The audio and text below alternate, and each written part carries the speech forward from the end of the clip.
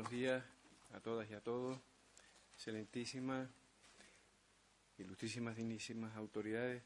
Permítanme saludar también a las personas que nos acompañan en la mesa. En primer lugar, a doña María Elvira Afonso Rodríguez, que es decana de la Facultad de Derecho de la Universidad de La Laguna, evidentemente está a mi izquierda. Al presidente del órgano de control de las cláusulas de abuso del Ilustre Colegio Nacional de Canarias, don Alfonso Caballé Cruz, notario. El delegado de AUSBAN en Canarias, don Jerónimo Barrera Hernández, que nos conoce, y al director de Comunicación y Relaciones Institucionales de AUSBAN en España, don Hermenegildo García García. Sean todas y todos muy bienvenidos esta mañana a esta nuestra casa, la sede del Parlamento de Canarias. Y me complace abrir la 10ª edición del Foro de la Justicia de AUSBAN, en esta ocasión dedicado al consumidor financiero en el contexto actual, con especial atención a la protección de la vivienda y el ahorro como bienes jurídicos fundamentales y las repercusiones de la concentración bancaria.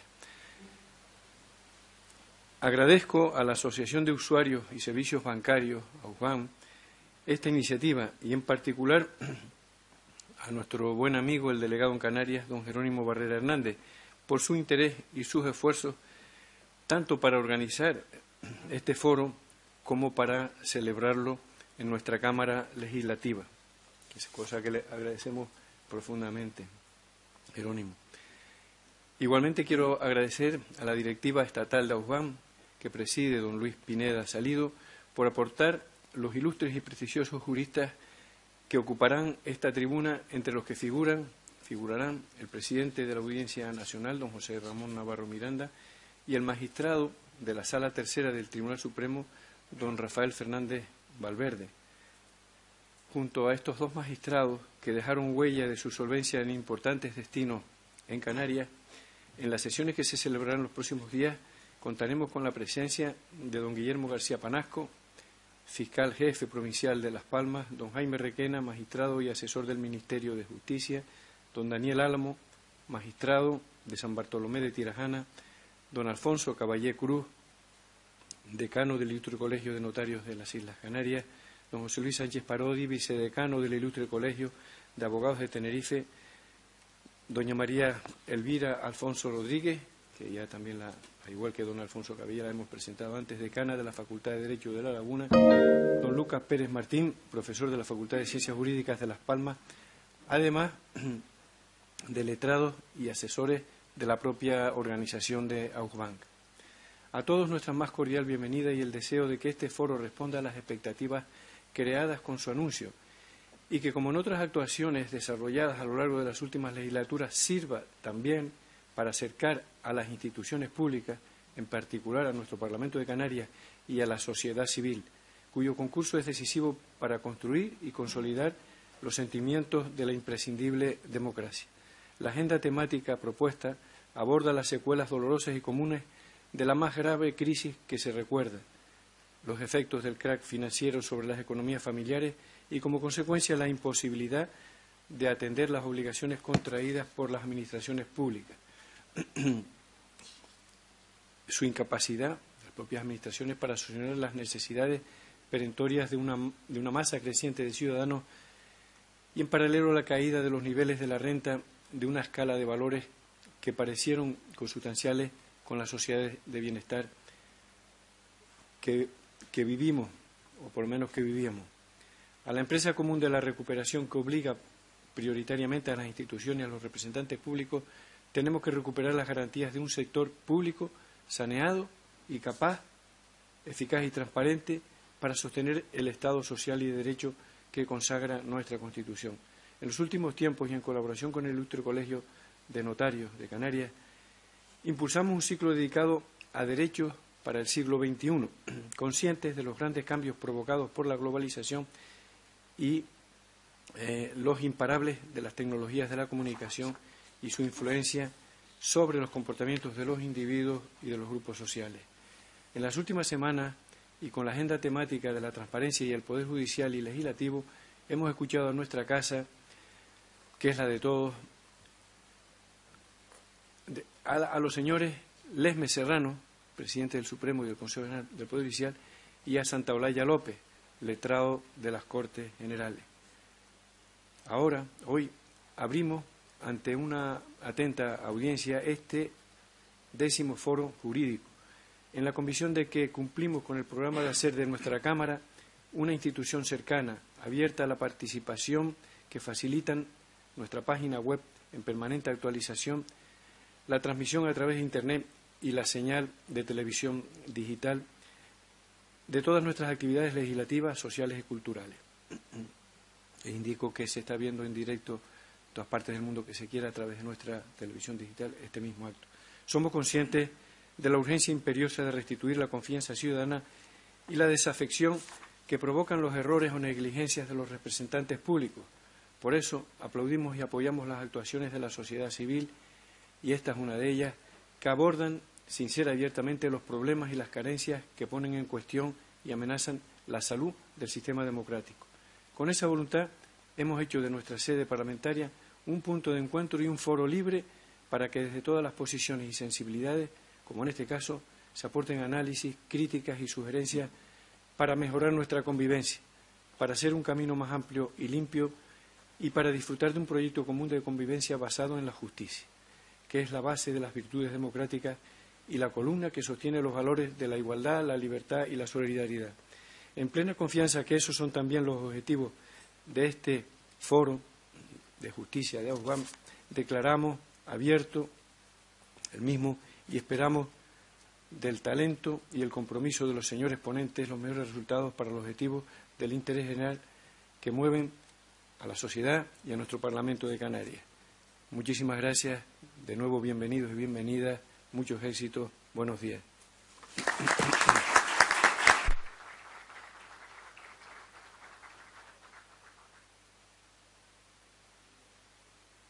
A continuación tiene la palabra don Hermenegildo García, que, como dije, pues es el director de Comunicación y Relaciones Institucionales de AUSBAN. Muchas gracias, señor presidente. Muchas gracias a todos ustedes por su presencia aquí, en esta mañana en la que inauguramos el 10º Foro de la Justicia de AUSBAN. Foro de la Justicia, ¿por qué? Pues porque nosotros lo que intentamos es que los foros sean un ámbito de debate en los que se analicen por expertos, por magistrados, por expertos de las distintas áreas del ejercicio del derecho, los problemas más acuciantes en un momento dado en nuestra sociedad. Este es el motivo por el que, como ha indicado el presidente en su discurso de apertura, vamos a tener dos temas que nosotros pensamos, desde nuestro punto de vista, que son fundamentales.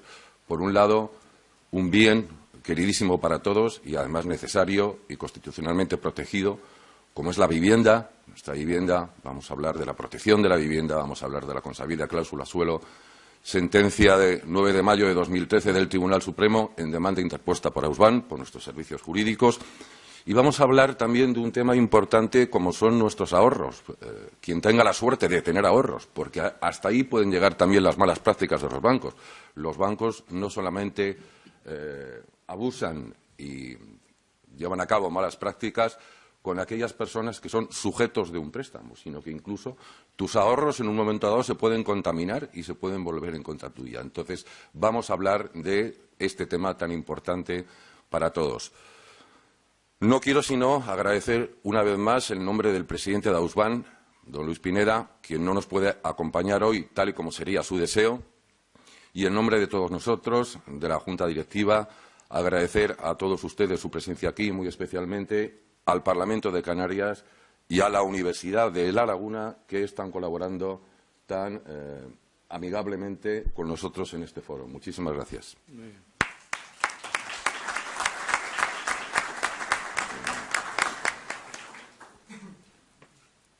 Don Alfonso Caballé Cruz, presidente del órgano de control de las cláusulas abusivas y decano del Colegio Notarial de Canarias. Don Alfonso. Muchísimas gracias al Parlamento de Canarias, que ha convertido esta sede en la casa de todos. Llevamos un largo periodo de tiempo con actividades culturales. Esta no es la primera actividad que se realiza sobre esta materia vinculada al Parlamento de Canarias. Hace aproximadamente un año o algo más tuvimos ya unas jornadas de debate en la que participaron todos los grupos políticos y también en la isla de La Palma tuvimos ocasión de continuarla. Esperemos que se pueda seguir a través del tiempo en otras islas hablando de un tema de tanta relevancia para las familias. El tema queda enfocado claramente con la idea de protección de la vivienda y del ahorro. La vivienda y el ahorro son aspectos fundamentales que durante muchos años han estado en un segundo plano, sobre todo lo que es la política de ahorro dentro del ámbito familiar. La educación financiera va dirigida no solamente a lo que es el ámbito de las inversiones, de las pequeñas inversiones, sino también la política de educación debe ir dirigida a volver a administrar dentro de las propias familias el patrimonio, a saber asumir deudas, a saber limitarse, aspectos estos que hoy en día se vuelven a recuperar dentro del campo de la educación con los más pequeños, pero también es necesario que los que ya tenemos un poquito más de edad volvamos otra vez a estudiar y a meditar sobre estos temas que tal vez han estado durante muchos años un poco olvidados. Agradecemos a Ausbank que haya tenido la gentileza de volver a contar con el Colegio Notarial de las Islas Canarias, como en otras ocasiones, para esta actividad y a todos les deseo pues, que tengan unas jornadas muy provechosas por el temario, por las ponencias, creo que así va a ser y que esto sirva pues, como un punto para volver a recuperar esa situación de la ética y la equidad en la contratación, en todos los ámbitos de la contratación, especialmente en la contratación financiera. La ética es un aspecto fundamental. El derecho sin ética se convierte en algo frío. La ética es necesaria como actitud y como tal actitud debe ser fomentada, debe ser aplicada y este tipo de foros contribuyen especialmente a ello. Muchas gracias.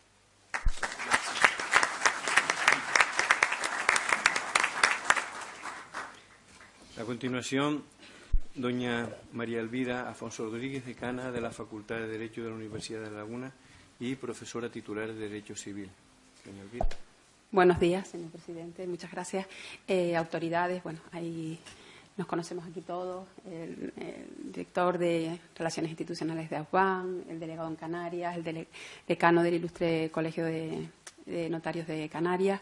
Bueno, hay alumnos, tengo aquí en esta sala hoy, sala noble, muchísimos alumnos de este año del curso pasado. Bueno, pues nada, muchos saludos a todos y mi intervención es pues para felicitar y agradecer a Ausbank el que haya contado con la Universidad de La Laguna para la organización de este acto. Yo, cuando me presenté para las elecciones de decana, siempre decía que había una cosa un aspecto que falta a la universidad muchas veces, y es que se produce un divorcio entre la universidad y la sociedad. Y yo creo que en algunos aspectos creo que esa relación ha habido ciertas rupturas, ¿no? Y yo creo que situaciones como esta, organizaciones como este foro, colaborar con estas actividades, me parece que es restablecer esos vínculos que deben existir entre la sociedad y la universidad, que es un servicio público que está pensado para todos nosotros, ¿no? Para todos los canarios y para todo el que pueda acceder al mismo. Entonces, en ese sentido, creo que quería destacar esa perspectiva, ¿no? Esa colaboración de estrechar los vínculos entre la sociedad y la universidad. Y no tengo nada más que decir, sino reiterar el agradecimiento a Ausbank y, desde luego, estoy encantadísima de estar en esta sala tan noble de todos nosotros. Así que muchísimas gracias.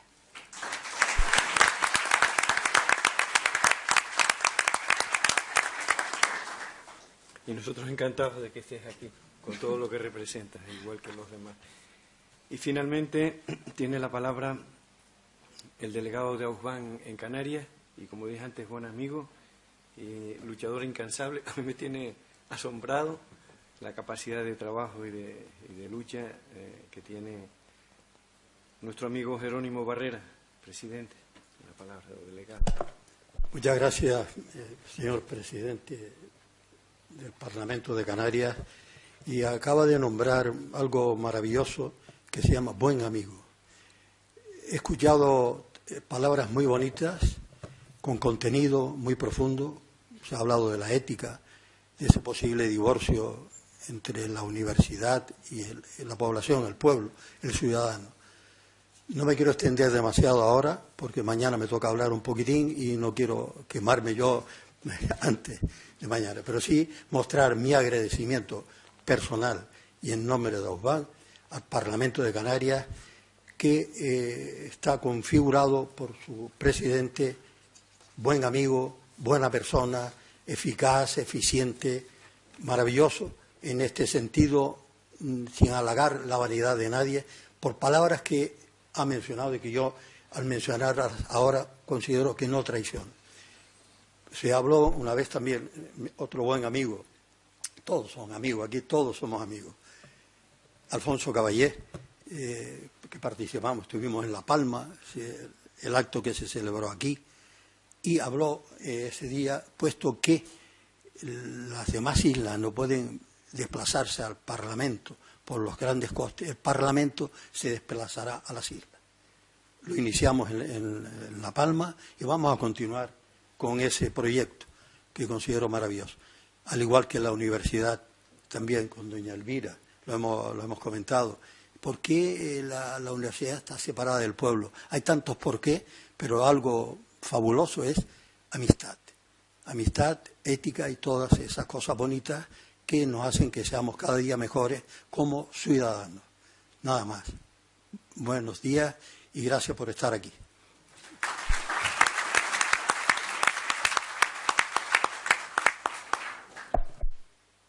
Unas palabras para que quedara abierto este foro, yo las digo y además deseo que sea un éxito absoluto. Y me atrevo a añadir que si no se hubiera hecho habría que hacerlo. En los tiempos que vivimos, la línea de trabajo para hacer y construir un mundo nuevo, porque yo creo que el mundo que vivíamos se acabó, sería cuestión aquí de hablar un rato largo y filosofar y hablar de comportamientos, de ética, de moral, pero no es el caso. Pero de lo que sí estoy convencido, modestamente, si me lo permiten, es que el esfuerzo es en construir algo nuevo, porque lo que teníamos claramente a la vista salta que no servía. Y tareas como esta, aunque sea con pequeños granitos de arena, contribuyen. Decían los campesinos antiguos, dice, un grano, se refiere a un grano de trigo, evidentemente, un grano no hace granero, pero ayuda al compañero. Muchos éxitos, buenos días. Vamos a empezar ya con la parte técnica de este foro. La primera parte de esta mañana está enfocada al tema que citábamos antes de la protección del derecho a la vivienda.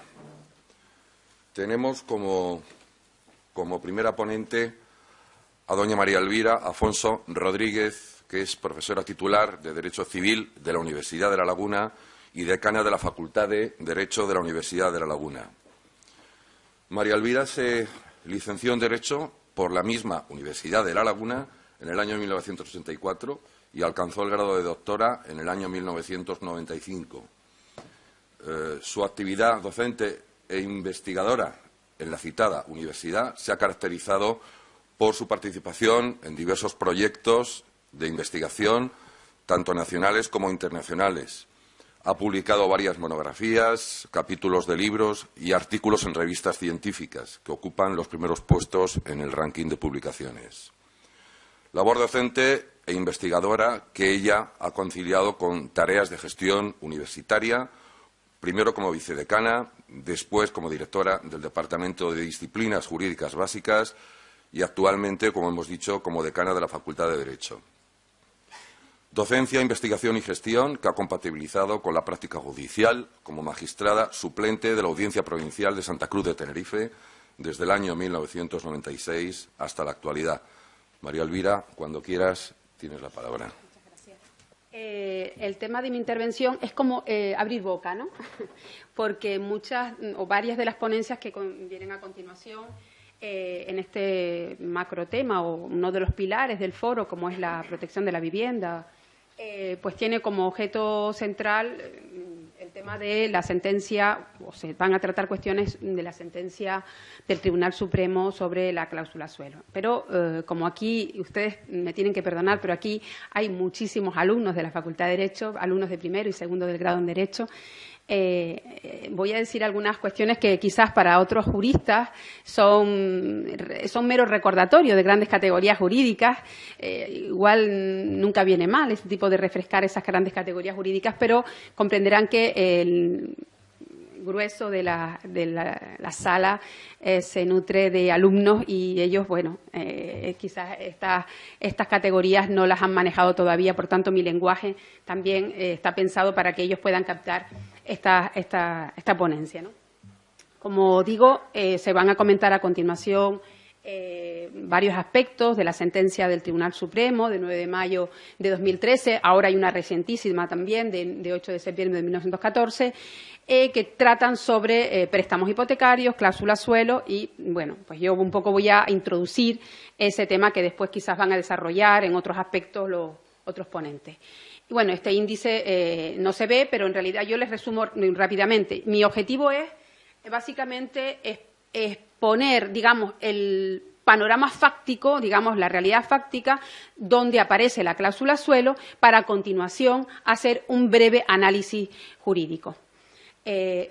Por lo tanto, voy a entrar ya en faena porque además el tiempo, mis 30 minutos de intervención, pues están ahí un poco recortados, ¿no? Bueno, la idea principal es que estamos hablando de una cláusula suelo con la que se enfrentan los consumidores, o por lo menos es el planteamiento que yo he escogido en mi intervención. La cláusula suelo es una estipulación contractual con la que se enfrentan los consumidores cuando solicitan a una entidad financiera, una entidad bancaria, un préstamo hipotecario. Lógicamente, el consumidor adquiere el préstamo hipotecario, bueno, lo adquiría, ahora ya es un poco más complicado, pero lo adquiría. Y aunque yo esta mañana, cuando venía para acá, me ha llamado poderosamente la atención una publicidad, o sea, momento beba Coca-Cola, pero adquiera usted una hipoteca en el banco no sé cuantitos que no tiene cláusula suelo. Me llamó poderosamente la atención, ¿eh? Esto es como vender Red Bull porque tiene alas, ¿no? O sea, esto no se oía antes, ¿no? Esto es una cosa, un cambio de perspectiva totalmente. A mí me llamó poderosamente la atención la publicidad. Bueno, pues lo que decía, que ese digamos, presupuesto fáctico es que el consumidor se acerca a una entidad financiera, solicita un préstamo hipotecario. Lógicamente, tiene que devolver el dinero, ya sabemos lo que pasa si no se devuelve, pero hay que devolver el dinero junto con unos intereses. Y esos intereses resultan de la suma de dos o de la adición de dos sumandos. Ahí, pues, un tipo de referencia, que es oficial o no, y que puede ser el Euribor, que además, ahí está la clave, fluctúa. El tipo de referencia fluctúa. Bueno, a ese tipo de referencia, que digo que fluctúa, es clave, se le suma otro diferencial y eso da lugar a ese porcentaje de intereses. Claro, intereses que, lógicamente, acabo de decir, pueden moverse a lo largo del tiempo de duración del préstamo hipotecario. ¿Qué ocurre con la cláusula suelo? ¿Qué supone la cláusula suelo? Bueno, pues que se establece un mínimo a pagar. Por más que el tipo de interés o los intereses calculados según la operación que acabamos de referir puedan bajar, como está de hecho ocurriendo, como ha pasado hasta a estos momentos, que el Euribor ha adquirido o ha bajado, alcanzando digamos, mínimos históricos, por más que ese tipo de referencia fluctúe, si baja, a partir de determinado momento, no se altera la cantidad a pagar. Por lo tanto, fíjense ustedes, baja el Euribor, la cantidad que resulta de los dos sumandos que dije con anterioridad puede ser inferior, pero se establece un suelo a partir de la cual ya el consumidor no puede o no se le repercuten al consumidor la bajada de esos tipos de interés. Bueno, por eso digo que fija un porcentaje mínimo, aunque el interés surgido de la suma del Euribor y el diferencial sea inferior. Bueno, claro, lo que ocurre es que con la cláusula suelo, evidentemente, se asegura unos ingresos mínimos a la entidad financiera. sea cual sea la coyuntura del tipo de interés en los mercados. ¿Qué pasaría de no existir esta cláusula suelo?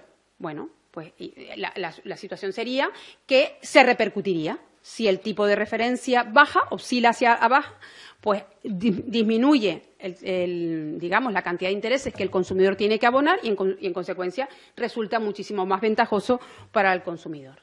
Porque al final se abarata el préstamo. Tiene que devolver el capital recibido, pero también tiene que pagar esos intereses o devolver esos intereses, pero se ven, hay un abaratamiento.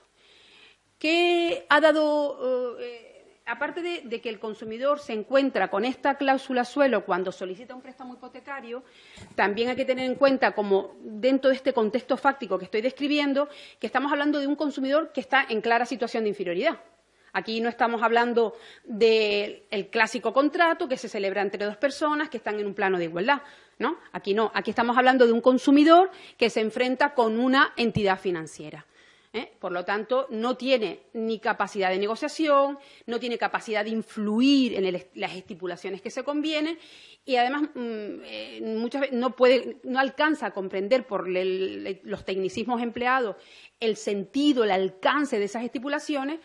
Y, además, otra cosa, bueno, quiero adquirir el préstamo hipotecario y vaya a la entidad A, B o C, estas van a ser las condiciones. Así que poca capacidad tengo yo para negociar o influir en la supresión o en la modalización de esas cláusulas. Yo sé que voy a pedir tanta cantidad y que lo más que puedo negociar es el número de años en los que puedo devolver. Más allá de ahí, esos otros elementos no tengo capacidad para influir.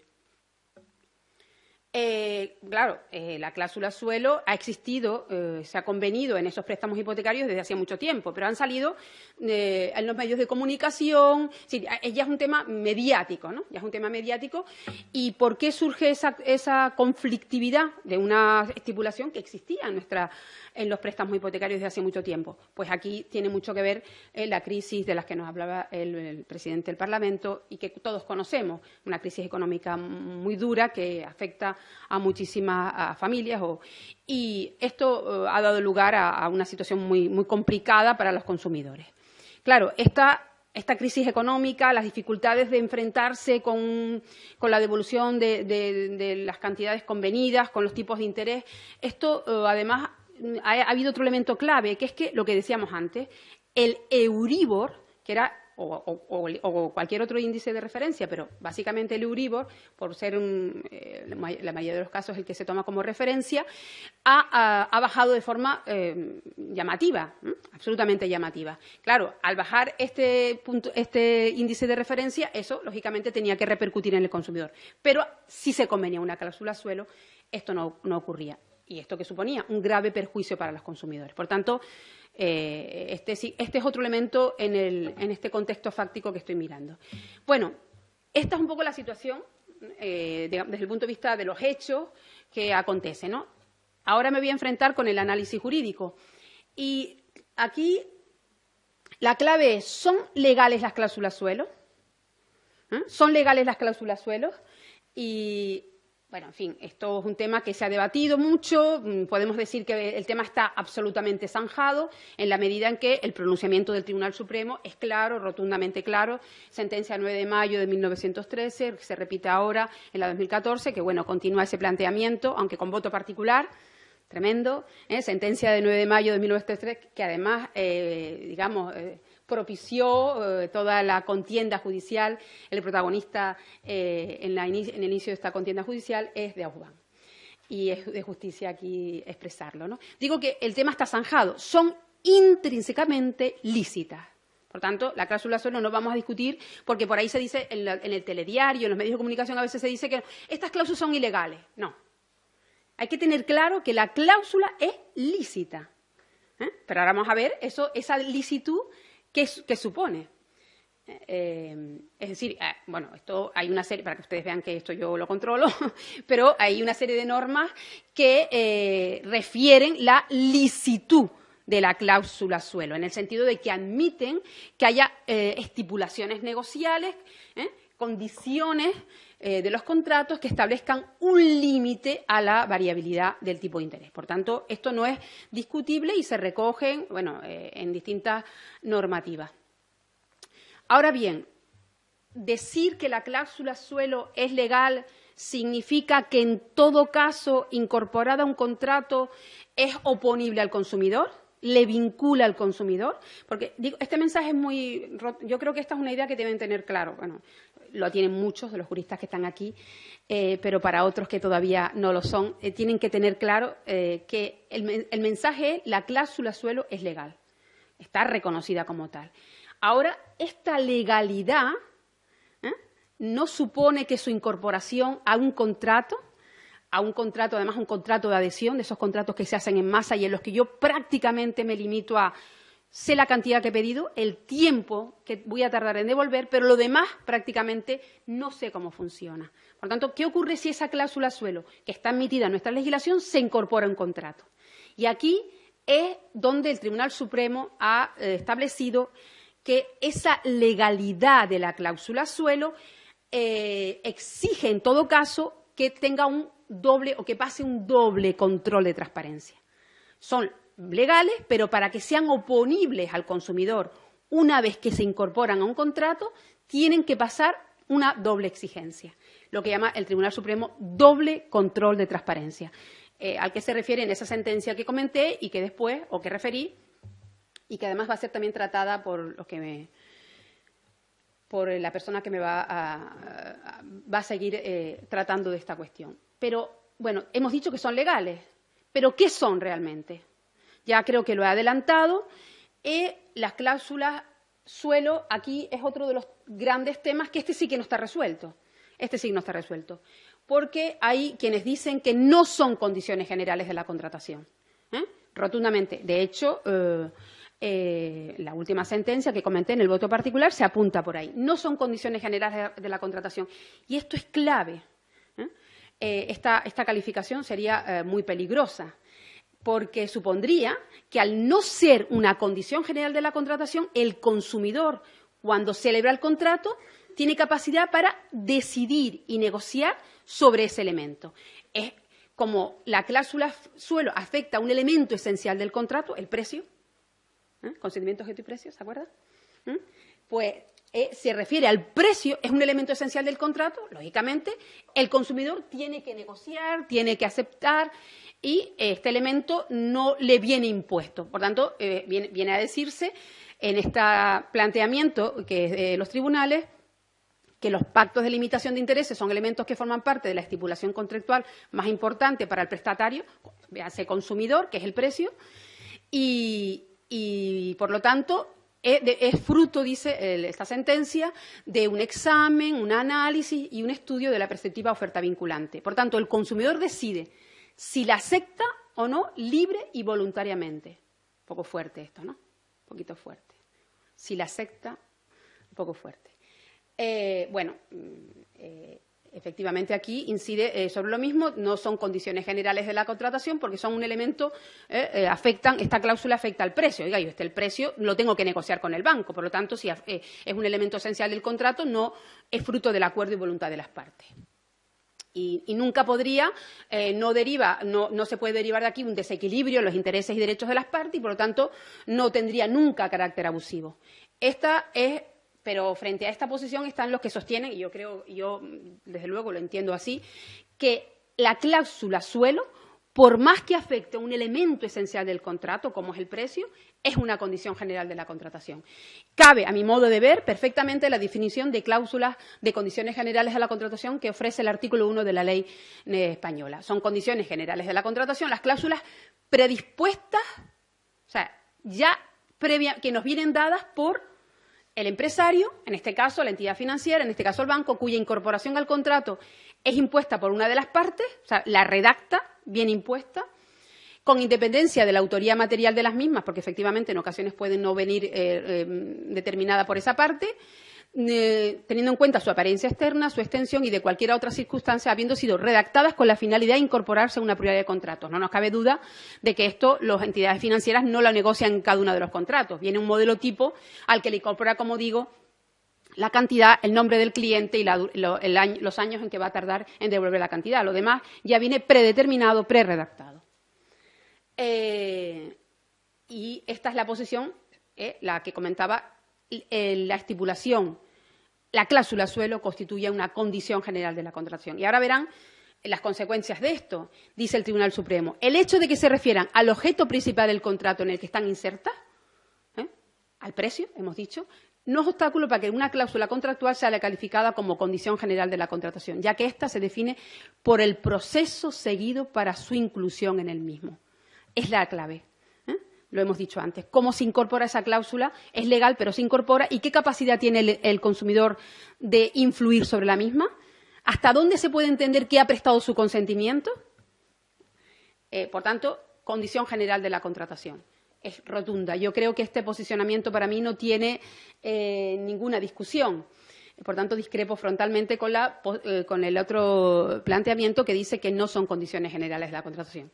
Bueno, lo que acabo de decir, se impone por la entidad financiera, forma parte de un grupo importante de contratos que están destinados a cubrir un determinado sector de la contratación y el consumidor tiene cero capacidad para influir sobre la misma. ¿Qué consecuencias tiene el que sea una condición general de la contratación?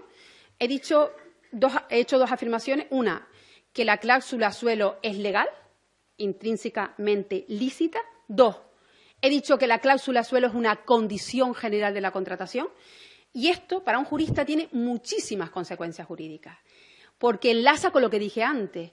Por más que sea legal, para que se considere incorporada a un contrato, para que efectivamente su inclusión en el contrato le sea oponible al consumidor que ha estampado su firma, tiene que superar una serie de controles.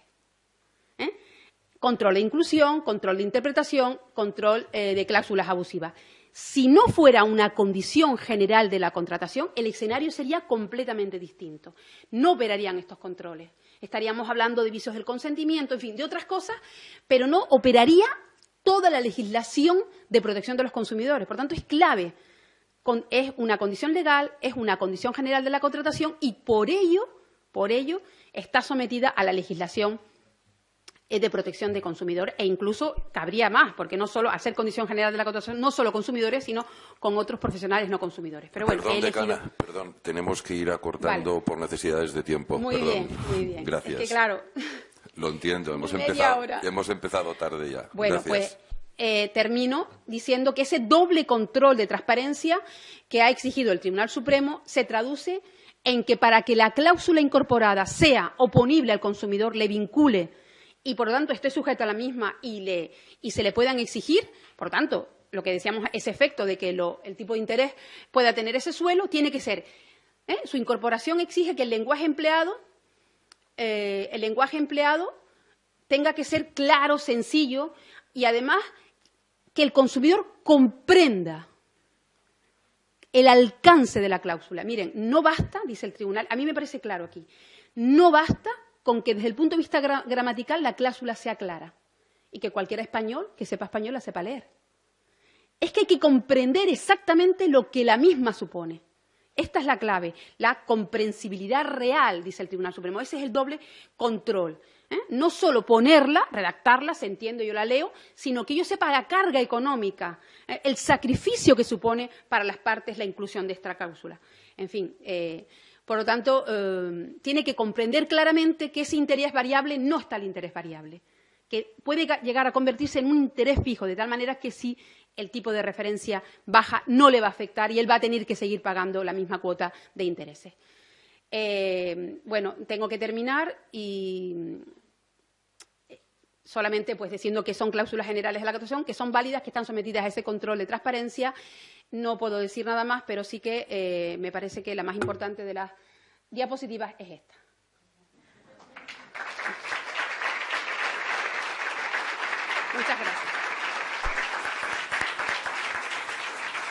Muchas gracias. Muchas gracias, María Elvira. Siento de verdad el tema de las necesidades de tener que adaptar al tiempo. Sinceramente, se nota el ejercicio de la docencia porque ha sido una auténtica lección magistral sobre la cláusula suelo. Creo que todos los aquí presentes salimos con las ideas mucho más claras. Se nota de verdad. Muchísimas gracias. Seguidamente, le cedo la palabra a un querido compañero, José Miguel Velázquez Perelló, quien cuando termine su ponencia además nos tiene que dejar porque tiene una vista judicial que le va a limitar en el tiempo también su exposición. Una breve presentación de José Miguel. Es licenciado en Derecho también por la Universidad de La Laguna. Desde 1998 a 2003 se dedicó al ejercicio de la abogacía con despacho propio aquí en esta ciudad, en Santa Cruz de Tenerife, y desde octubre de 2002 a septiembre de 2003, simultaneando con el ejercicio de la abogacía, impartió clases teóricas en el Centro de Estudios Formación Anchieta a opositores de las distintas ramas de la Administración Pública. Desde mayo de 2003 tenemos la suerte de que es compañero nuestro en Ausban, letrado en ejercicio y responsable técnico de la delegación de Tenerife bajo el mando de Jerónimo Barrera, nuestro delegado aquí. Ha impartido numerosos cursos y conferencias en distintos foros relacionados con el ámbito del consumo financiero, bancario, e interviniendo periódicamente en diversos medios de comunicación. José Miguel, cuando quieras, tienes la palabra.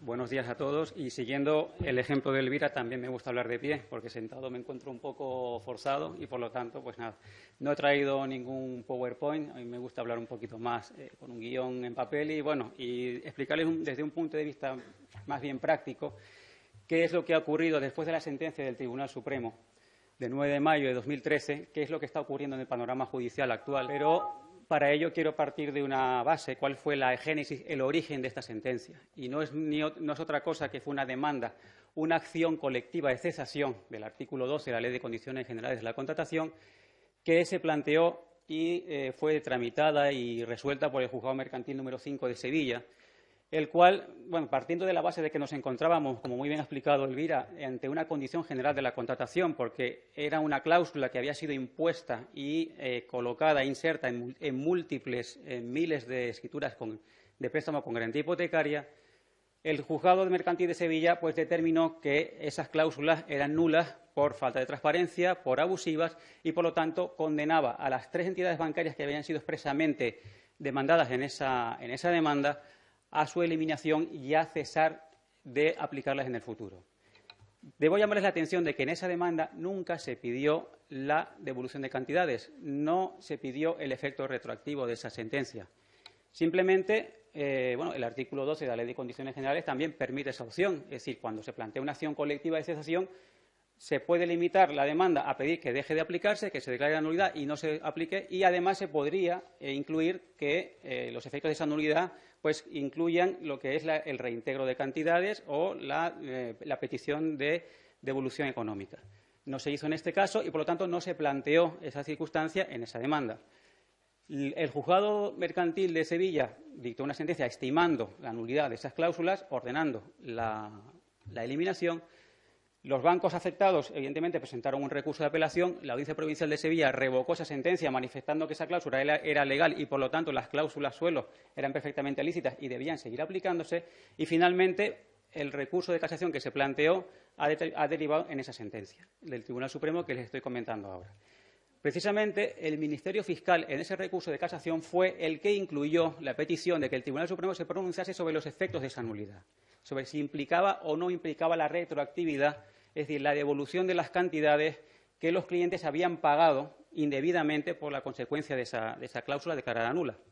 Y el Tribunal Supremo, pues, al dictar su sentencia, pues, en su fundamento jurídico 17º, entró a argumentar, entró a justificar los motivos por los cuales no se consideraba que dicha anulación tenía efectos retroactivos.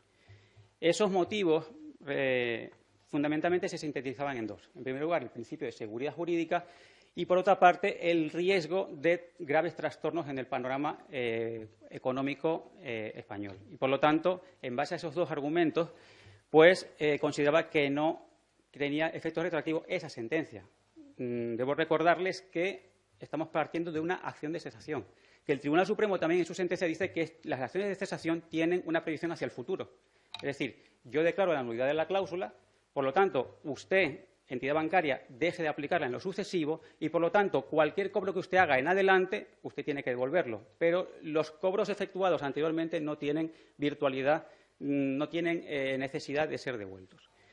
El Tribunal Supremo partía también, como también ha manifestado Elvira en su ponencia, en primer lugar, que la cláusula de suelo es lícita, que es legal, por regla general, y también que su inclusión obedece a hechos objetivos. Fue una cláusula que ha sido tolerada en el tiempo durante muchos años y que la condena a cesar en su aplicación no se basa en la ilicitud intrínseca de la cláusula, sino en la falta de transparencia. Y ahí es donde establece el doble control, diciendo no solamente que la cláusula tiene que ser informada, tiene que ser incluida en el contrato y explicada al cliente, sino también tienen que explicarle cuáles son los límites, cuáles son los alcances y las consecuencias económicas de incluir esa cláusula.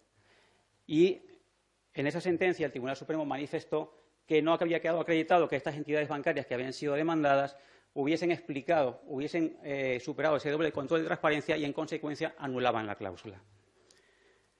Sin embargo, a raíz de esa sentencia, el panorama nos encontramos ahora mismo con que, a nivel general, todas las acciones posteriores que se han ido tramitando en los distintos juzgados y tribunales a nivel nacional, pues han derivado en sentencias que tienen una solución totalmente divergente.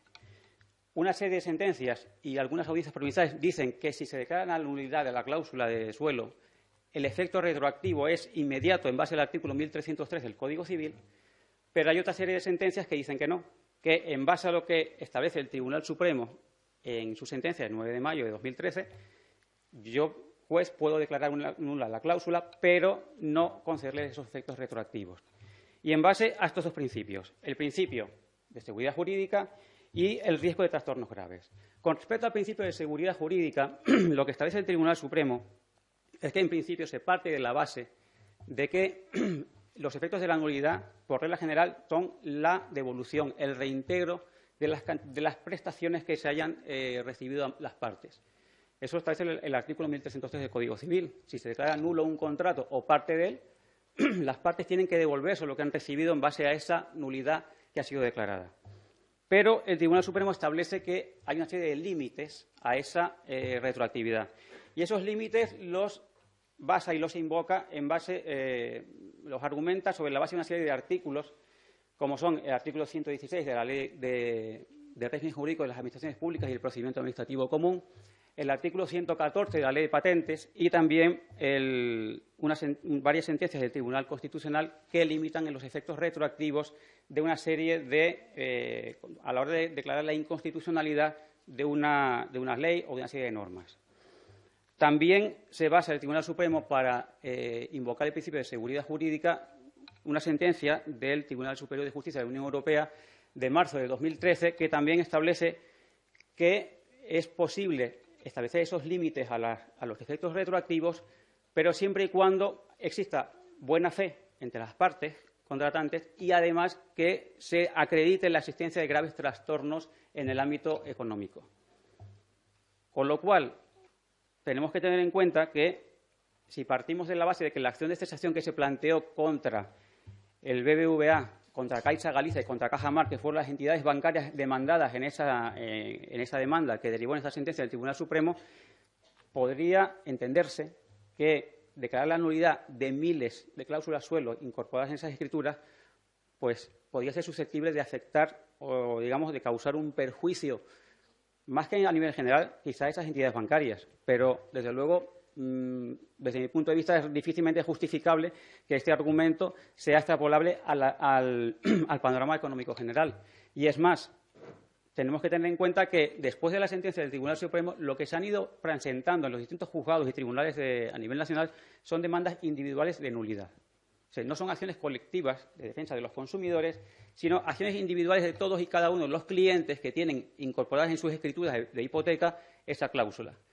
Y los jueces establecen que, cuando hablamos de una acción individual y pedimos la nulidad de la cláusula por falta de transparencia y por carácter abusivo, que también voy a entrar un poquito en este tema, la consecuencia es la devolución de las cantidades y, por lo tanto, no podemos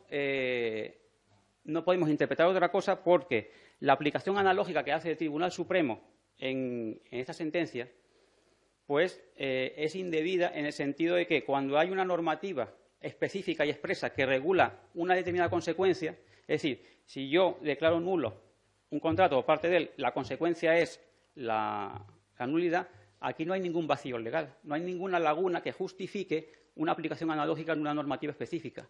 Y, por lo tanto, entendemos que esa interpretación que hace el Tribunal Supremo resultaría un tanto forzada para el tema de para aplicarla en las acciones individuales. Y, por lo tanto, muchísimas sentencias se han pronunciado en esa línea. A modo de ejemplo, la sentencia de Albacete, de la Audiencia Provincial de Albacete, de 28 de abril de 2014, la sentencia de la Audiencia Provincial de Murcia, de 8 de mayo de 2014, la de Álava, de 9 de julio de 2013, Alicante, de 23 de julio de 2013, Barcelona, de 26 de diciembre de 2013, Málaga, de 12 de marzo de 2014, etcétera, etcétera, etcétera. Es decir, un repertorio de jurisprudencia menor que están asumiendo y están aceptando que la declaración de la nulidad de la cláusula suelo comporta sí o sí los efectos retroactivos. Es decir, las entidades tienen la obligación de devolver a sus clientes las cantidades que han cobrado indebidamente. A partir de este momento existe también otro grupo de sentencias en las cuales mantienen y asimilan o acogen la normativa, el criterio del Tribunal Supremo de que no se le puede conceder efectos retroactivos a dicha declaración de nulidad por considerar, primero, que sí, que se está afectando al principio de seguridad jurídica y también que sí existe ese riesgo real de graves trastornos en el panorama económico español. Yo me pregunto si cuando una persona presenta una acción de nulidad individual y pide que se le devuelvan 2.000, 3.000, 5.000 euros a una determinada entidad, si eso va a afectar a la economía de esa entidad bancaria o va a afectar gravemente al panorama económico español. Yo personalmente no me lo creo. Y, por lo tanto, pues entiendo que las sentencias que están asumiendo y que están aceptando la retroactividad, es decir, la devolución de estas cantidades, pues lo están haciendo de manera correcta. No es porque yo me esté posicionando a favor del consumidor, sino porque entiendo que, en buena lógica, el artículo 1303 del Código Civil no admite excepciones, salvo las que establecen en los artículos siguientes, pero que no tienen nada que ver con la normativa que ha explicado el Tribunal Supremo en su sentencia, que son de otros ámbitos, del ámbito administrativo, del ámbito mercantil, pero relacionado con las patentes, con los modelos de utilidad, y hablando de sentencias de la jurisprudencia del Tribunal Constitucional que se refiere a cuestiones administrativas. Y aquí estamos en un ámbito civil privado. Por lo tanto, si cualquier consumidor puede pedir la nulidad de un contrato, no hablemos ya de cláusula suelo, hablemos de contratos bancarios o de contratos civiles en general. Si yo pido que se anule, lo que estoy pidiendo es que se me devuelva lo que yo he pagado indebidamente. Por lo tanto, ¿dónde está el peligro de quiebra del sistema económico? ¿Dónde está el peligro de vulneración del principio de seguridad jurídica? Porque entendemos que no se da en este caso. Asimismo, también hay otra sentencia que ha dictado el Tribunal Supremo el 8 de septiembre de este año que también incide en la nulidad de la cláusula suelo, insistiendo, sobre todo en el doble control de transparencia, en que no se limita a que la cláusula sea gramaticalmente clara. Es decir, que yo conozca y que lea en la escritura o incluso en una oferta vinculante que existe esa limitación, no significa que ya de por sí esa cláusula sea legal y no se pueda anular. Lo que está diciendo es que también está dando un paso más allá, está diciendo que exigiendo a las entidades bancarias que esa cláusula tienen que explicar, tienen que esforzarse por hacer al cliente una serie de simulaciones, una serie de ejemplos gráficos sobre, en supuestos de subidas y bajadas de tipos de interés, cómo quedaría su situación económica. Es decir, porque si yo, como cliente, acudo a una entidad bancaria a pedir un préstamo, a contratar un préstamo con tipo de interés variable, yo entiendo que si se me está poniendo un límite por debajo, pues se me está convirtiendo la hipoteca en una hipoteca tipo fijo. Y si a mí eso no me lo explica la persona, el responsable de la entidad bancaria con la que yo contrato, con la que yo negocio esa contratación, entiendo que no se me está facilitando, que no se está cumpliendo con esa transparencia, que no se está cumpliendo con esa obligación de información. Pero es que aún hay más. Estamos hablando de que muchas veces las entidades bancarias obligan o imponen a sus clientes un límite por debajo, una cláusula suelo, pero luego no ponen un techo, no ponen un límite al alza, o el techo o el límite que ponen al alza es demasiado alto. Hemos visto hipotecas con suelos del 3, del 4 y del 5% y techos del 12, del 13, del 15 hasta del 20%. Y hipotecas sin techo. Es decir, yo, banco, puedo cobrar lo que quiera y si suben los tipos de interés, usted va a seguir cobrando y usted va a seguir pagando como cliente lo que yo le haya impuesto. Ahora bien, si bajan los tipos de interés, aquí está el límite. Y usted no se beneficia de esa bajada. Porque no olvidemos que los intereses son los beneficios que las entidades bancarias asumen, o sea, que son los que cobran. Es la ganancia del banco, de la entidad bancaria, cuando concede un préstamo con garantía hipotecaria o un préstamo en general. Ya el cliente le devuelve el capital que ha prestado con ese precio que le ha impuesto el banco. Si a mí me concede o me aporta lo que es la posibilidad de optar por un tipo de interés variable, es decir, que me puedo beneficiar de esas bajadas, pues no me ponga usted un límite. Y si me lo va a poner, explíqueme bien en qué consiste ese límite para yo poder determinar, poder elegir si acepto o no acepto, que también es lo que dice el Tribunal Supremo en su sentencia de mayo de 2013. Es decir, no se ha acreditado que las entidades bancarias, cuando contratan con el cliente, le ofrezcan un abanico de productos dentro del banco. Es decir, mire usted, yo tengo aquí este préstamo, pero también le puedo ofrecer este otro, este otro, este otro. Usted elija cuál quiere. No lo hacen, sino usted quiere un préstamo con garantía hipotecaria, aquí lo tiene usted y estas son mis condiciones. O lo toma o lo deja. O asume estas condiciones o se va usted a otra entidad bancaria a contratar otra hipoteca si es que se la conceden. Por lo tanto, como conclusión a lo que ha resuelto la sentencia del Tribunal Supremo, analizándola con bastante profundidad, desde el punto de vista jurídico yo entiendo que trata de contentar a las dos partes. Por un lado, al consumidor, porque declarándola nula, pues se está beneficiando de que en lo sucesivo no va a pagar ese límite, se va a beneficiar de la bajada del tipo de interés, pero al mismo tiempo trata de contentar a la entidad bancaria diciéndole que, a pesar de que se declare nula, el banco no tiene la obligación de devolver las cantidades. ¿Qué ocurre con esto? Que las entidades bancarias, aprovechando ese argumento, cuando un cliente particular inicia una acción individual pidiendo la nulidad de la cláusula, por supuesto, le niegan el carácter de condición general de la contratación. Argumentan que lo pactaron expresamente con el cliente, que cumplieron con el control de transparencia y que, en todo caso, si el cliente la ha aceptado y ha comprendido que está incluida, pues no hay ninguna obligación. Incluso en el hipotético supuesto de que se declarase nula, estamos hablando de que no hay obligación de reintegrar ningún dinero, porque afectaría una supuesta, iría contra los actos propios del cliente, que los ha ido pagando, que los ha ido aceptando sin ningún tipo de protesta, y que, en todo caso, pues quebraría un poco el sistema o la economía de la entidad bancaria. También lo están derivando a una acción, a una demanda de nulidad por vicio en el consentimiento. Es decir, yo, banco, estoy diciendo que pacté con el cliente la existencia de esta cláusula y que el cliente lo sabía. Y el Tribunal Supremo no está diciendo eso. Está diciendo la cláusula suelo, a pesar de que puede ser lícita, si no supera el control de transparencia, aunque el cliente sepa que está incluida en su escritura, puede ser anulada. ¿Por qué? Porque el carácter abusivo lo trasciende el Tribunal Supremo, lo determina en el sentido de que ha sido impuesta sin la debida información al cliente. Y, en principio, ya concluyendo ya, la conclusión que tenemos que alcanzar con esta sentencia es que, a pesar de eso, tenemos que seguir demandando, tenemos que seguir reclamando no solamente la nulidad, sino también la retroactividad, porque, desde mi punto de vista, el artículo 1303 del Código Civil es perfectamente claro. No tiene lugar a dudas, no da lugar a interpretaciones ni tampoco a limitaciones. En principio, creo que esto es lo que, en líneas generales, lo que tienen que tener en claro, tienen que tener en cuenta, y muchísimas gracias.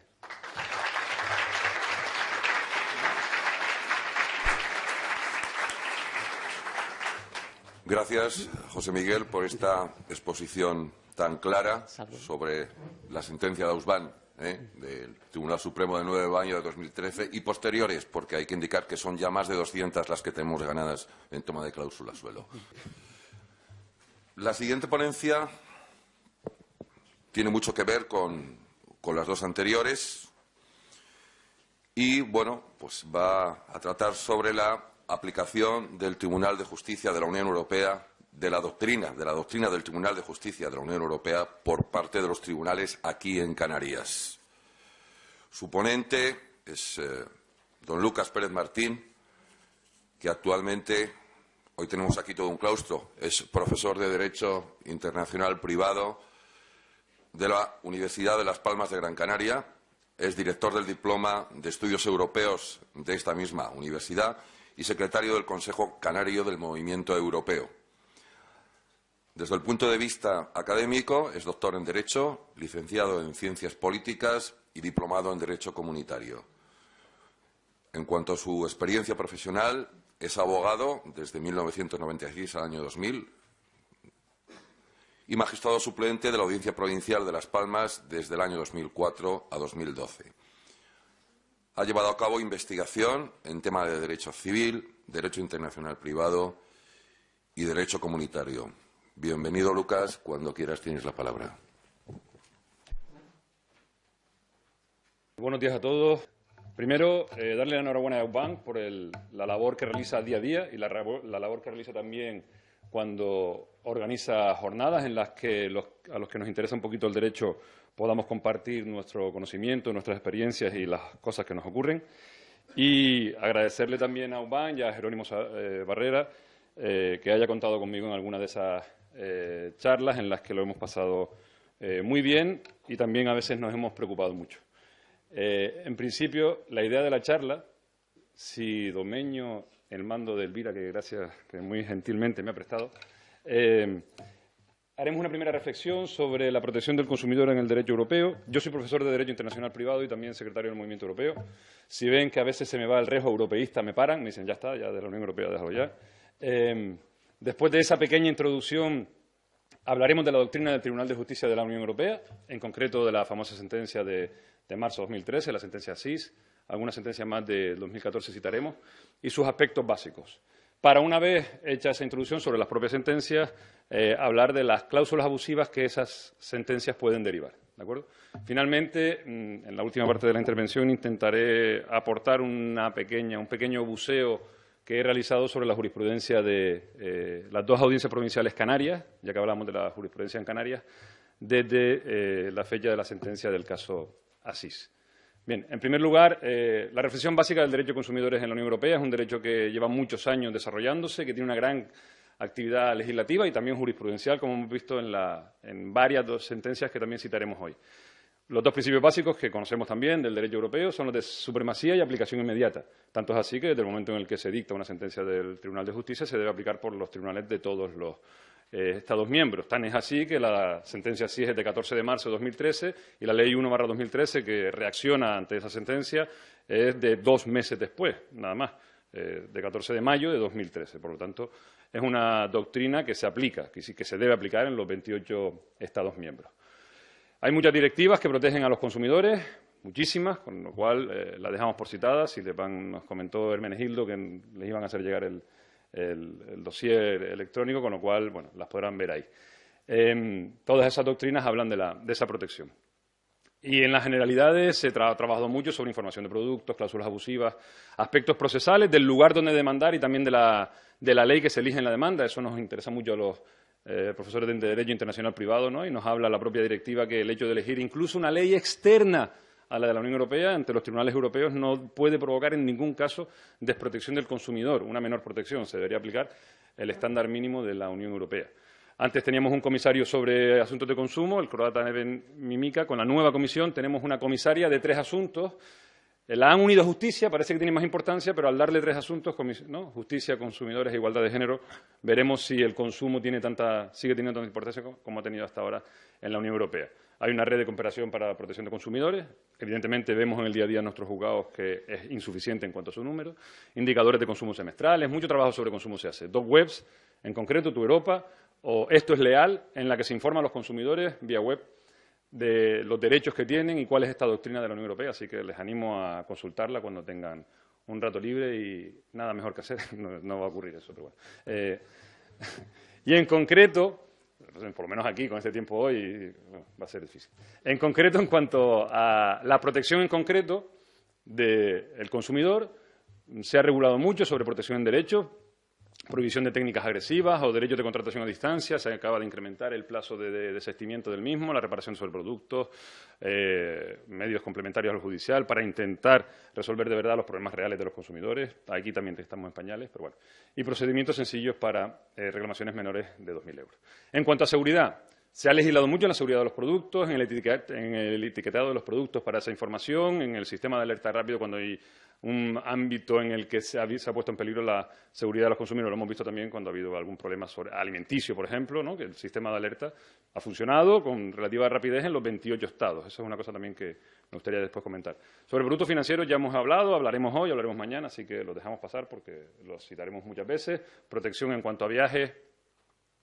Protección en cuanto a la información y al etiquetado. Si el producto es irritante, pues la exclamación, bueno, todas las distintas normativas. Bien.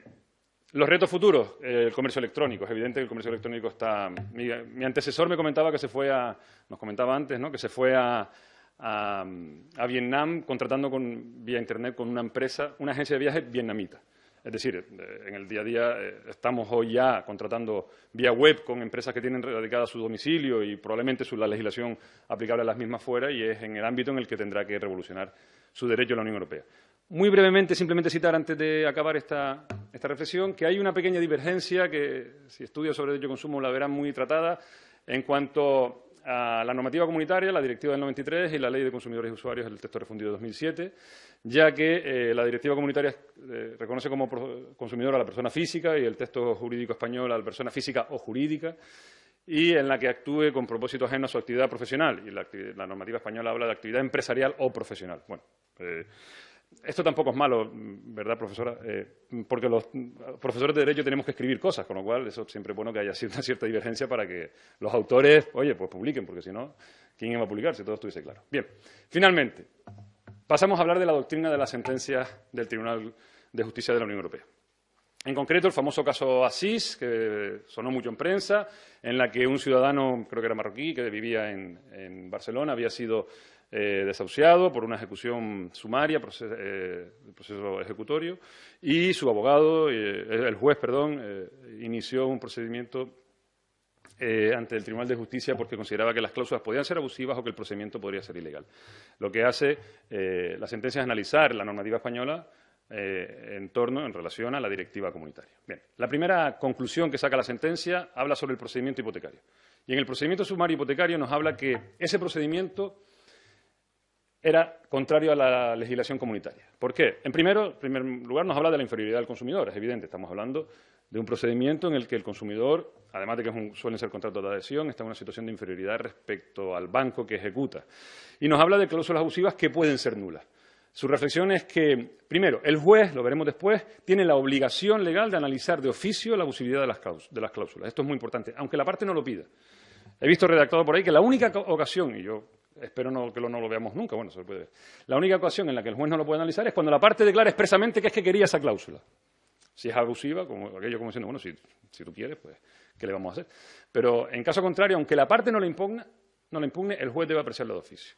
Y nos hablaba que un procedimiento sumario en la que no se podía oponer la parte y no podía declarar esa abusividad era contrario a la norma comunitaria, porque no protegía el derecho del consumidor. Por lo tanto, establecía la necesidad de que el consumidor tuviese la oportunidad de oponerse y que en esa ejecución, por lo menos, se estudiase la abusividad de la cláusula. Se han modificado los artículos 552.1 y 557.1 de la Ley de Enjuiciamiento Civil, en esa Ley 1/2013 que les comento, y se le ha dado esa opción al consumidor y, por lo tanto, en el procedimiento sumario ya por lo menos el consumidor, ¿de acuerdo?, en general, y también el procedimiento ejecutivo de los artículos 659 y siguientes, puede oponerse. En cuanto a las cláusulas abusivas, que es el objeto de la ponencia, en principio, antes de la sentencia de 2013, ya el Tribunal de Justicia de la Unión Europea tenía una consolidada jurisprudencia y consolidada doctrina sobre algunos aspectos relativos a las cláusulas abusivas. Recordemos que la directiva es de 1993. Y nos habla, primero, que ha de ser estudiado de oficio por el juez, incluso en el momento inicial del procedimiento, ¿no?, in limine litis, como le llamamos. Es decir, al inicio de todo el procedimiento, sea el procedimiento que sea. Segundo, que en ese momento debe inaplicarse la cláusula abusiva. Hablo de la moderación porque algunos juzgados no aplican la cláusula abusiva, pero aplican la norma vigente en el derecho. Por ejemplo, los intereses moratorios, pues aplica el interés legal del dinero, en 1108. Cláusula abusiva. Principio de contradicción debe ser siempre respetado, es decir, se le debe dar un periodo de alegación a la contraparte, evidentemente al banco, para que alegue lo que crea oportuno. Y se ha de analizar con respecto al contenido del resto del contrato. Esta es la doctrina previa, que ya está muy asentada, a la sentencia de 2013. ¿Qué nos dice la sentencia de 2013 sobre la cláusula abusiva? Aquí me sale el riesgo comunitario. Hay una cosa que yo leo ahí y que me parece que debe ser la esencia de cómo analizar las cláusulas abusivas, y la he subrayado. Nos dice que la cláusula abusiva no la puede establecer el Tribunal de Justicia de la Unión Europea. Tengan en cuenta, el segundo caso que veremos, de 2014, analiza un contrato de consumo húngaro. Tengan en cuenta que la Unión Europea va a legislar sobre consumidores en España y en Rumanía, de la misma manera. Por lo tanto, respetando un principio de independencia legislativa de los Estados, puede llegar a decirle al Estado cómo debe aplicar la ley, pero no qué debe hacer con cada una de sus normas, ¿no? Y ese es un principio muy habitual en la doctrina del Tribunal de Justicia, que sabe que legisla para 28, incluso podemos decir, culturas jurídicas a veces diferentes, ¿no? La anglosajona o la latina, por ejemplo. Bien, pues nos dice que lo debe establecer el juez. Segundo, para definir el desequilibrio importante se han analizar las normas que aplica el propio derecho nacional. Pero nos dice, yo esto también lo he leído de otra manera en jurisprudencia interna, pero a mí me pareció una forma muy clara de decirlo, que buena fe significa que, sentados en una mesa, el consumidor de verdad esté convencido de que quiere aplicar esa cláusula. Por lo tanto, hace una especie de ficción jurídica, en mi entender, que convierte un contrato de adhesión en lo que debería ser un contrato negociado cláusula a cláusula por cada una de las partes. ¿Y cómo nos lo dice? El profesional pudiese estimar razonablemente que tratando de manera leal y equitativa, hemos hablado de equidad, ¿verdad?, y de lealtad, el principio de la buena fe, los principios fundamentales del Código Civil, el artículo 1 a 7, ¿no? Yo se lo digo a mis alumnos siempre. Cada 6 meses hay que leerse el artículo 1 al 7 del Código Civil, que dice cosas tan radicales, tan extrañas, sobre todo si vemos el periódico, como la buena fe, como la doctrina de los actos propios, como actuar en beneficio de las dos partes, siempre en un contrato. Es un título radical, yo se lo digo a mis alumnos, de verdad, les va a parecer más raro hoy en día. Bien, pues pudiese estimar razonablemente que tratando de manera leal y equitativa, el consumidor hubiese suscrito la cláusula en una negociación individual. Tan sencillo como eso. ¿Quién suscribe una cláusula suelo de 4 y 20? Nada, nadie. Si le pones delante los números, lo acaba de comentar, ¿no?, mi antecesor en la palabra, y también lo comentó la profesora Afonso. ¿Quién lo va a suscribir así? ¿Quién, si le convence de verdad, no solamente que se entienda, sino que sepa lo que significa? ¿Quién lo va a contratar? Pues esto se explica muy claramente, creo yo, y es que cuando la leí en su momento, me parece que esa forma de redactarlo es, ya los contratos de adhesión no deben ser de adhesión para respetar al consumidor. Claro que no. Es que no deben ser de adhesión. Usted se sienta, quita la cláusula y la empieza a proponer. ¿El consumidor la hubiese obtenido? La aplicamos. ¿El consumidor no la hubiese aplicado a su contrato? No la aplicamos. Tan sencillo como eso. Y esa es una forma de redactarlo del propio Tribunal de Justicia que me pareció, por lo menos a mí en su momento, muy acertada. Bien, la cláusula el listado de la directiva no cerrado, eso ya lo conocíamos, y se han de valorar todas las circunstancias. También lo hemos comentado en el día de hoy. Habla de cláusulas concretas, que las vamos a citar hoy, con lo cual, muy por encima. Vencimiento anticipado, hay que valorar si el incumplimiento es grave. Se cambia la ley y se establece 3 meses. ¿Lo valoramos o no? Bueno, como otro compañero después va a hablar del vencimiento anticipado, pues lo dejamos para después, ¿verdad? Te pregunté si esto lo sabría utilizar cualquiera, o sea, no, con este grado de habilidad con las manos. Interés de demora. Analizar en el interés de demora la normativa interna. Y solo debe perseguir el fin directo del interés de demora, no ser una cláusula penal per se. ¿De acuerdo? Se cambia la normativa, se habla de 3 veces el interés legal del dinero en la ley hipotecaria, precisamente para esto. Y la liquidación unilateral se establece que no es abusiva si permite la defensa del consumidor. Bien. Por último, antes de seguir para adelante, bien. La sentencia de 30 de abril de 2014, este caso sobre unos préstamos denominados en divisas con garantía hipotecaria de Hungría, establece que el juez debe analizar la abusividad de la cláusula con todos los elementos desde que lo tenga en la mano, no esperando, como dijimos antes, que pueda alegarlos o no la contraparte. Y habla de que la directiva no autoriza al juez a analizar la normativa interna. Existen otras vías en el derecho comunitario para impugnar la normativa interna. Si la normativa interna lo permite, la directiva y el juzgado lo que dice es cómo se interpreta, pero no impugnarla per se. Bien, consecuencias. Cláusulas más abusivas más habituales. Muy por encima, el listado del 82 y siguiente del texto refundido, con lo cual todos seguro que lo hemos oído alguna vez y hemos leído sobre cláusulas abusivas. Yo creo que sería bueno hacer algún día una reflexión sobre la cláusula rebus sic stantibus, es decir, el cambio de las circunstancias, contenida en el derecho civil alemán, expresamente reflejada en su código e interpretada por nuestro Tribunal Supremo de forma que a mí personalmente, y seguro que me equivoco, Supremo es el Supremo, me parece especialmente restrictiva, ¿de acuerdo?, en la forma en la que lo desarrolla. Las cláusulas vinculadas a la voluntad del empresario. Posibilidad de dar por cancelado el crédito sin ningún aviso. ¿Eso ocurre? Ya veremos después. Liquidaciones no informadas. Interés variable según parámetros que no conoce el cliente. Fijación del tipo referencial impreciso. Por favor, a los abogados bank, estén relajados, porque sé que ustedes trabajan todos los días con ese tipo de cláusulas y yo entiendo que escuchar esto enerva, ¿no? De tener procedimientos y procedimientos y procedimientos en los que vemos cláusulas como esta. Límites a los derechos del consumidor. Obligar a reclamar conjuntamente, lo veremos después en el time sharing. Renunciar a impugnar a la liquidación, sea la que sea. Vincular la nulidad del contrato a una sola de las cláusulas, si dice la ley que no, que la nulidad de una cláusula no es la nulidad de todo el contrato. Obligación del consumidor de pagar las costas judiciales. Oiga, las costas judiciales las paga quien diga el juez después de aplicar el 394 y de que acabe el procedimiento. Cláusulas que existen en los contratos o que por lo menos existían y creo que poco a poco, gracias a Dios, se van saliendo. Cláusulas por falta de reciprocidad, la profesora Afonso le explicó lo que es la cláusula suelo, vencimientos anticipados abusivos, intereses moratorios o redondeos al alza injustificados. Bien. Y por último, las garantías abusivas, que son muy importantes también. A veces limitaciones incluso el uso de la vivienda. Oiga, yo compro una vivienda, usted no puede limitar su uso de forma indiscriminada. O valores irrisorios a los bienes hipotecados para después su ejecución, cobro de intereses remuneratorios excesivos y demás. Bien, una vez que vemos esas consecuencias y ya digo, si voy también demasiado rápido me lo van diciendo, bueno, vamos medianamente bien de tiempo. Por último, la forma de perfeccionar el contrato o la competencia abusiva. Vamos a ver qué pasa en los tribunales canarios. ¿Qué hice para ver un poquito lo que pasaba en los tribunales canarios? Bien, pues me fui al CEN2, ¿de acuerdo? La base de datos del Consejo General del Poder Judicial, y puse en el buscador todas las sentencias de todas las audiencias provinciales de Canarias, de las dos audiencias provinciales, desde el 1 de abril de 2013, es decir, el mes posterior a la sentencia Asís, hasta el lunes pasado, me metí por si acaso quedaba alguna y no había ninguna. ¿Y qué puse? Cláusulas abusivas y Tribunal de Justicia de la Unión Europea. Evidentemente, si solo ponemos cláusulas abusivas o si solo ponemos cláusulas suelo, nos iban a salir muchísimas más, ¿no? Pero ya con echarnos un paseo y leer 51 sentencias, pues más o menos me parecía que podíamos, sobre cláusula suelo en concreto, ver una muestra, ¿no?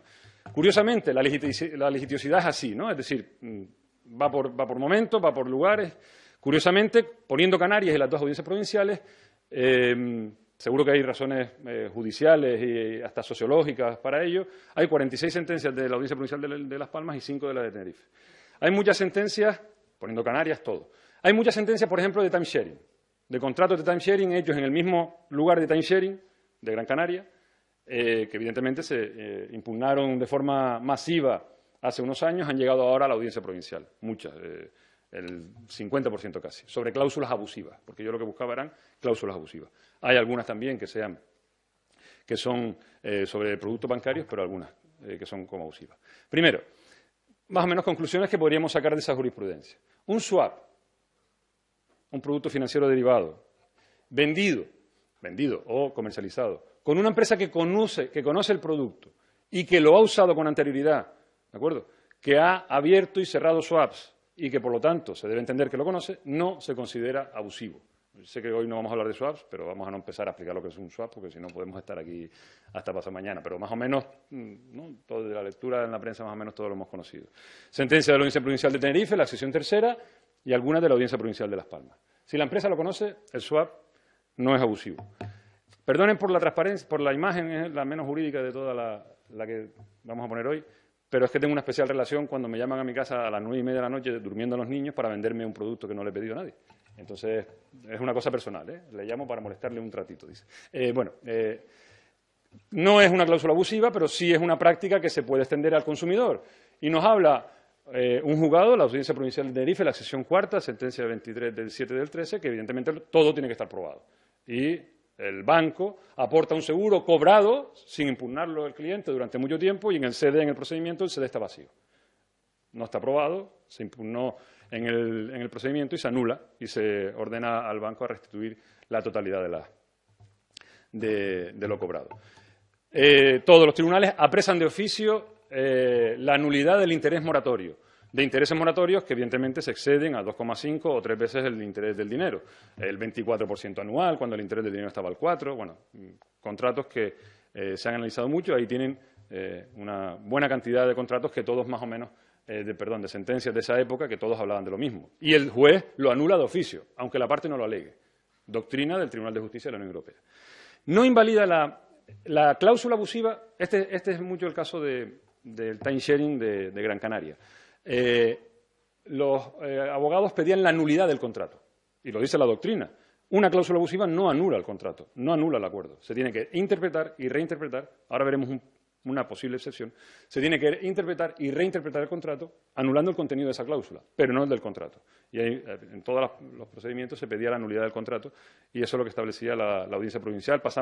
Verán mucho la sesión cuarta porque es la sesión de lo mercantil de la Audiencia Provincial de Las Palmas.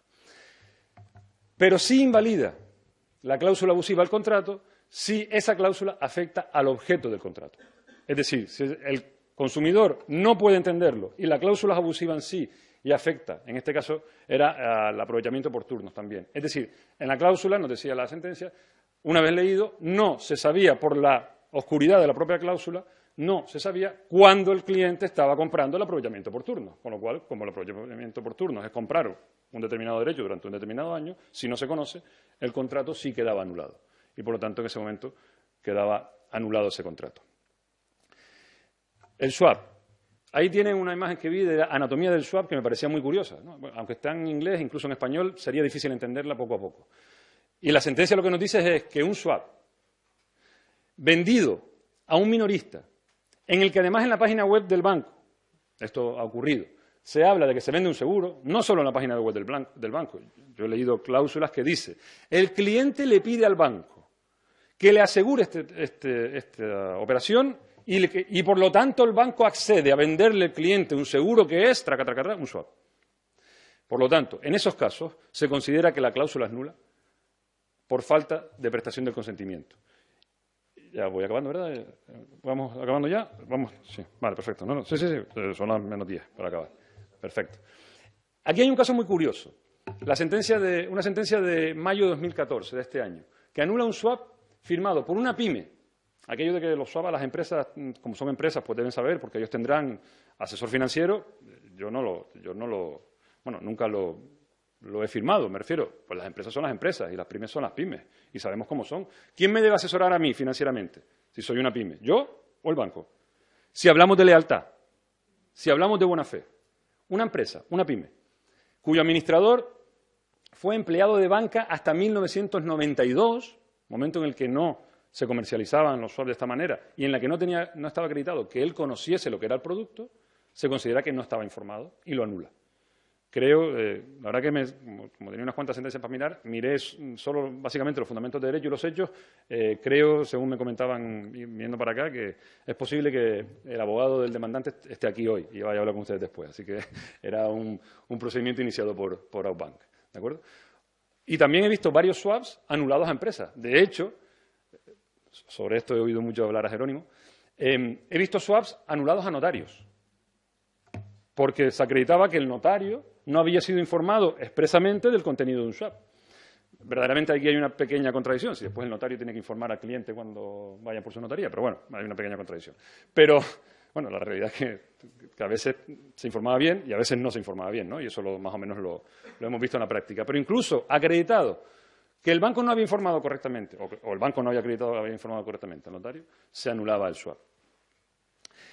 En el swap no hay error, ya lo comentamos antes también, cuando una empresa de tamaño medio ha suscrito varios, abierto y ha cerrado. No nos puede decir después que el cuarto swap que ha abierto pues no sabía lo que contrataba porque es el momento en el que bajaron los intereses y ya le iba mal el contrato.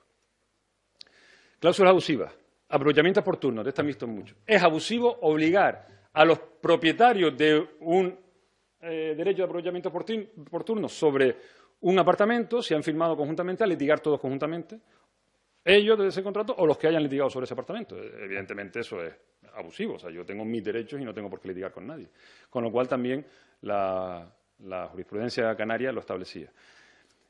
Y también es abusivo liquidar el contrato, que ocurría mucho en contratos anteriores. Es verdad que justo ahora veremos alguna sentencia en la que lo cambiaron, y además lo decía la sentencia, una vez acaecidas las sentencias de esta sala se ha cambiado o este contrato es diferente, liquidar unilateralmente el contrato sin aviso alguno, perdiendo el derecho al aprovechamiento por turnos y perdiendo todas las cantidades aportadas con anterioridad en el momento de la liquidación. Y eso estaba en muchos contratos de adhesión que se han visto.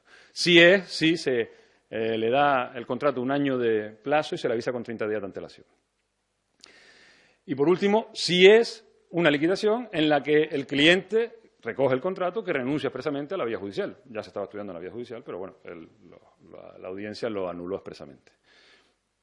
Por último, tal y como hemos visto, había en 1998 intereses moratorios que no superaban 2,5 veces el interés legal del dinero. Por lo tanto, no todo el mundo hacía siempre lo mismo, ¿no? Y una sentencia en la que llega en 2013 a la audiencia provincial, no anula el interés porque se considera que no es moratorio.